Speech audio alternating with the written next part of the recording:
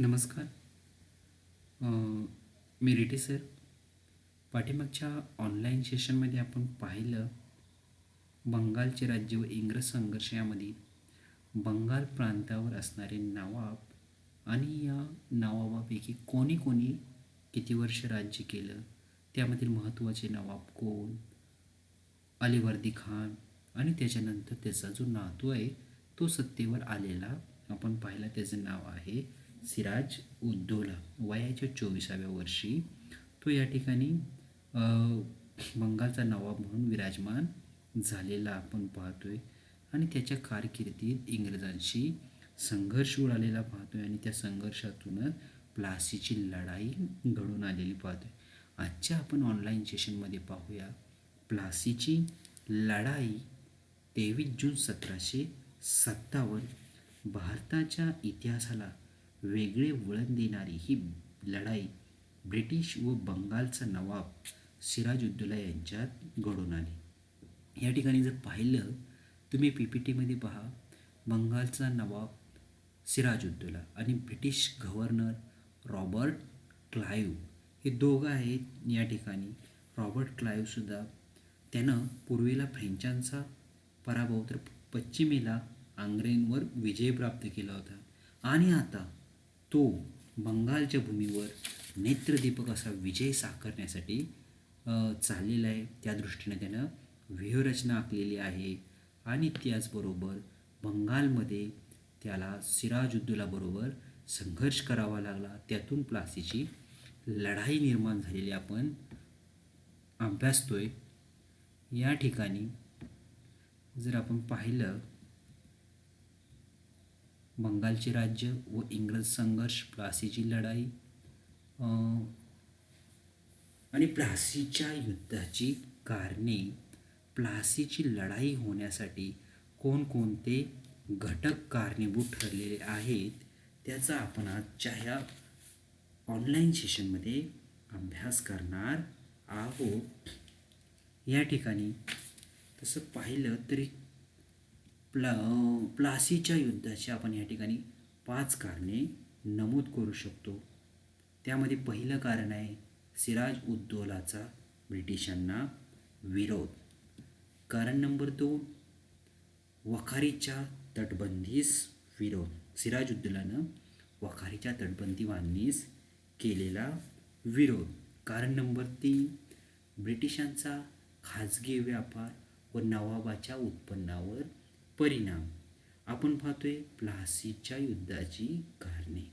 नवाब सिराज उद्दौला व इंग्रज यांच्यात बेबनाव युद्धजन्य परिस्थिती निर्माण होण्यास कोणत्या घटना कारणीभूत ठरलेल्या आहेत ते आपण पाहतोय. यामध्ये आता 4थं कारण आहे नवाबाच्या शत्रूंना ब्रिटिश आपल्या वखारीत आश्रय देऊ लागलेले आहेत. 5वा मुद्दा आहे कलकत्त्याची अंधार कोठडी.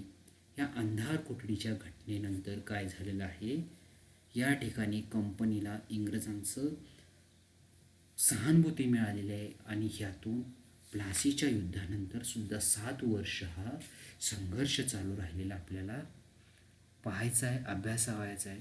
यातील पहिला मुद्दा घेऊया आपण, सिराजुद्दौलाचा ब्रिटिशांना विरोध. अगोदरच ज्यावेळेस अलीवर्दी खान मृत्यू पावला त्याच वेळेस त्याच्या नातवंडामध्ये गादीसाठी, नवाबपदासाठी संघर्ष वाढलेला होता. अलीवर्दी खानाने काय केलेलं आहे, आपल्या सिराजुद्दौला आपल्या लहान मुलीच्या मुलास काय केलेलं आहे, गादीवर बसवलेलं आपण पाहिलं. ही ऐतिहासिक घटना आहे. आणि त्याच्या मृत्यूनंतर सिराजुद्दौला नवाब झाल्यानंतर त्याच्या नातवंडामध्ये संघर्ष वाढला. तेव्हा कोणाची बाजू घ्यावी हे इंग्रजांना कठीण झाले. परंतु त्यांनी सिराजला उघडपणे विरोध केला नव्हता. आतून त्यांची कारस्थानी चालू होती. याचा सुगावा सिराजला लागल्याने तो संतप्त झाला. त्याशिवाय बंगालचा नवाब सिराजुद्दौला याला बंगालचे राज्य वाढवावयाचे होते. बघा त्याची इच्छा काय आहे, बंगालचे राज्य वाढवणे, राज्य विस्तार करणे. तुम्ही जर अभ्यासले असतील, कोणतेही राज्याभिषेक झाला की त्याच्यानंतर युद्ध मोहिमा काढायच्या, नवीन प्रदेश जिंकावायचा.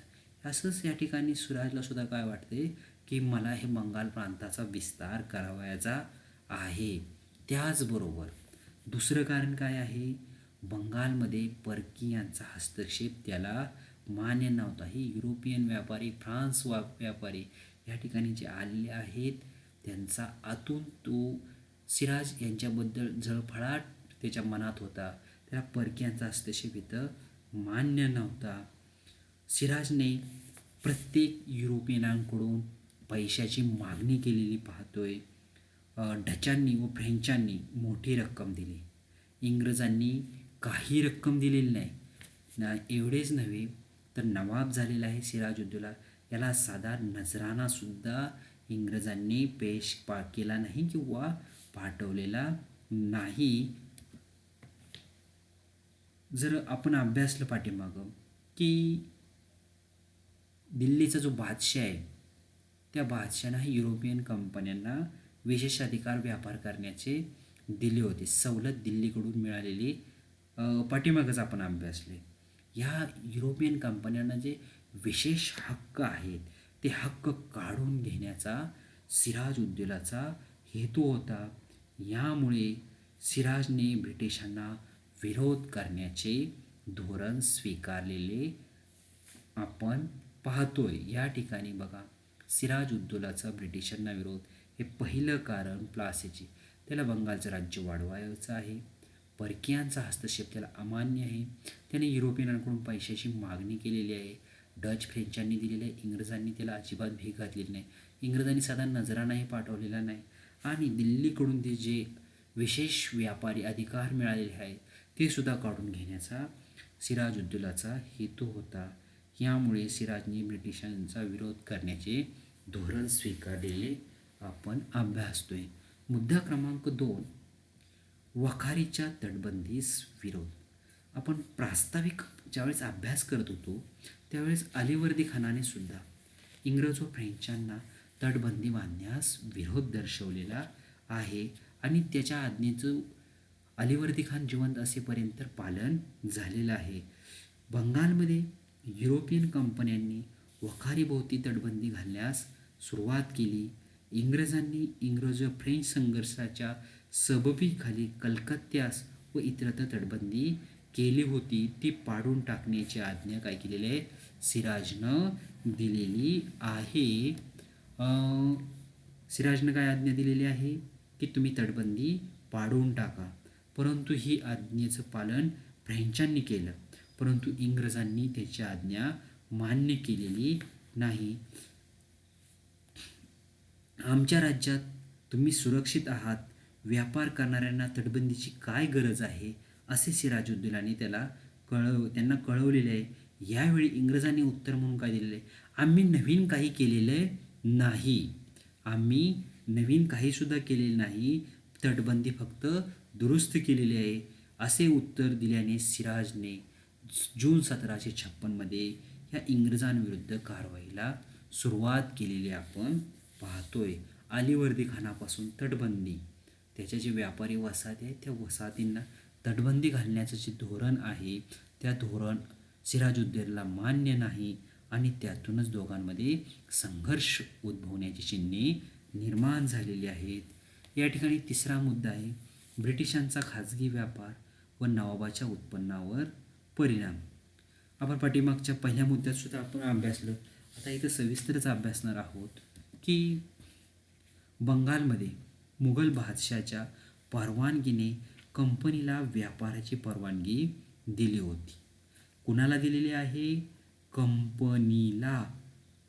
मुघल बादशाहाने कंपनीला व्यापाराची परवानगी दिली आहे. ही परवानगी कंपनीच्या नोकरांच्या खाजगी व्यापारासाठी नव्हती. इथं ही गोष्ट लक्षात घेतली पाहिजे. कंपनीला आहे परंतु कंपनीच्या नोकरांच्या खाजगी व्यापाराला ही परवानगी नाही. कंपनीला व्यापारासाठी परवानगी म्हणजे तेथील महसुलापासून नवाबास वंचित होणार होता. याशिवाय कंपनीच्या नोकरांनी खाजगी व्यापार चालवला तसेच ते करही चुकू लागले. त्याचा परिणाम नवाबाच्या उत्पन्नावर झाला. म्हणजे राज्यात व्यापार करायचा, भ्रष्ट व्यापार करायचा आणि त्याच्या बदल्या शासनात कर न भरायचा. या गोष्टीचा प्रचंड मनस्ताप, राग सिराजुद्दौलाला आलेला आपण पाहतोय.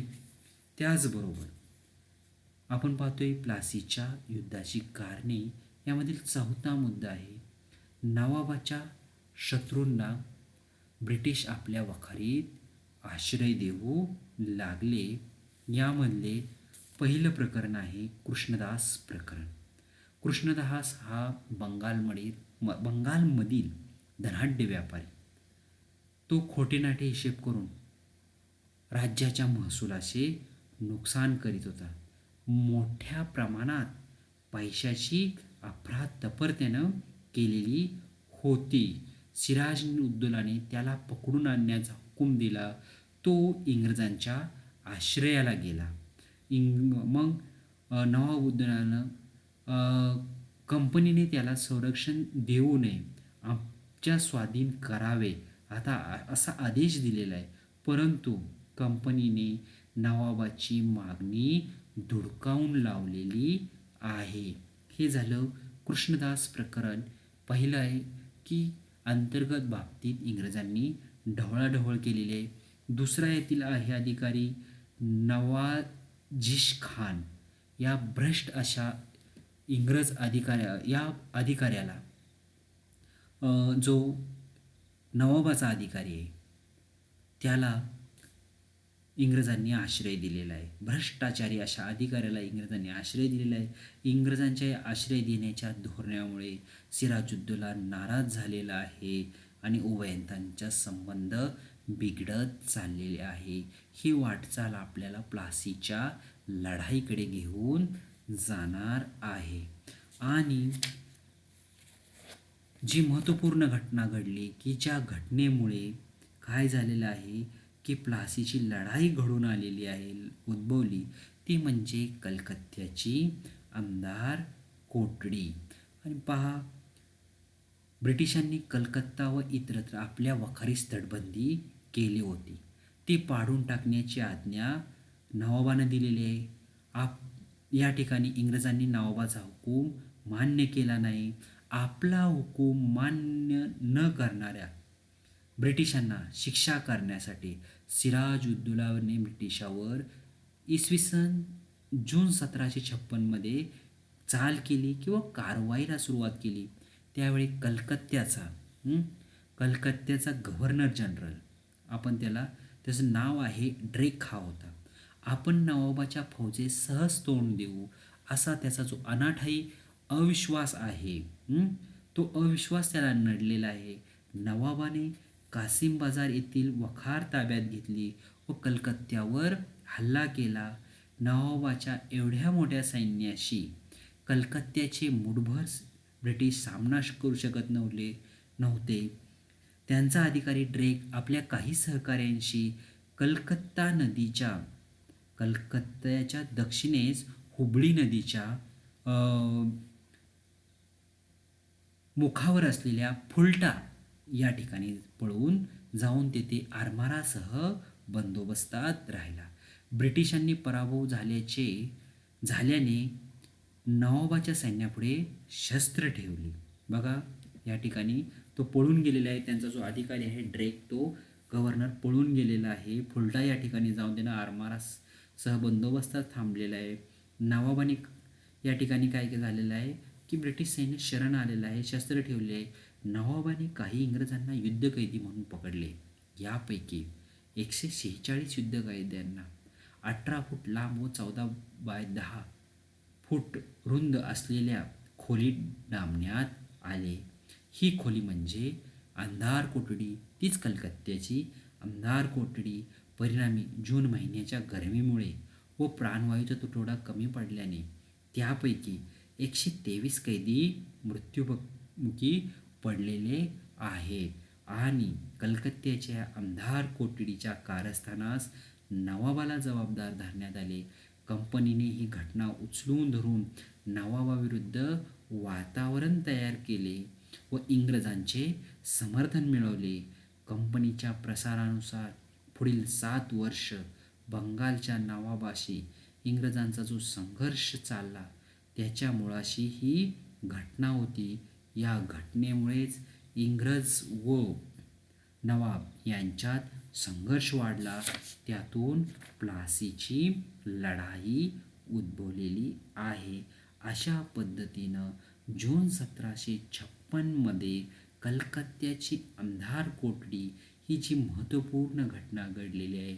यामध्ये युद्धकैदी म्हणून ब्रिटिशांचे 146 युद्धकैद्यांपेक्षा पैकी 123 युद्धकैदी मृत्युमुखी पडलेले आहेत. आणि ह्या मृत्युमुखी पडलेल्या जे शरण आले होते त्या युद्धकायद्यांना अतिशय वाईट असं मरण दिलेलं आहे.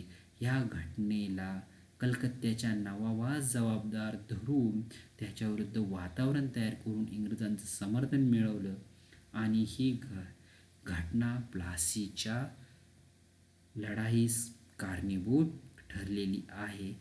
अशा पद्धतीनं ज्या 5 महत्त्वपूर्ण घटना आहेत त्या आपण इथं अभ्यासलेल्या आहेत. आशा करतो आपणाला ह्या घटना समजल्या असतील.